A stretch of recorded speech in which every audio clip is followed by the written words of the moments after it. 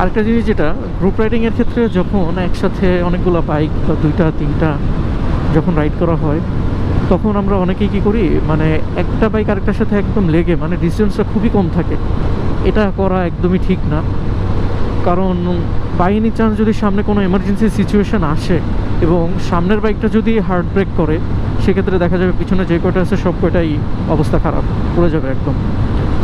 যার কারণে হচ্ছে মিনিমাম একটা ডিস্টেন্স রেখে, যেমন এই যে ডিস্টেন্সটা আছে, এই ডিস্টেন্সে যদি সামনে ও হার্ড ব্রেকও করে, আমি কিন্তু ব্রেকিংয়ের যে টাইমটা সেটা পাবো এবং আমিও ব্রেক করতে পারবো। অ্যান্ড আরেকটা জিনিস হচ্ছে, সেটা হচ্ছে এরকম মানে ওর বরাবর পিছনে না চালানো, একটু ডানে অথবা একটু বামে গিয়ে চালানো, যাতে করে ও প্যানিক ব্রেক করলেও আমি যদি জায়গা মতো থামাতেও না পারি, যাতে করে ওকে ক্রস করে যাতে আমি বের হয়ে যেতে পারি, এইভাবে করে সাইড নিয়ে চালানো।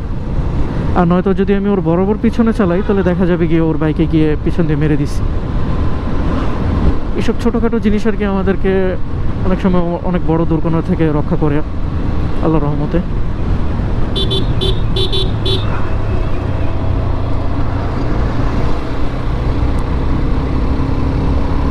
তাছাড়া একদম বরাবর যদি পিছনে লেগে লেগে চালানো হয়, ওই ক্ষেত্রে সামনে কি আছে না আছে ওইটাও খেয়াল করা যায় না।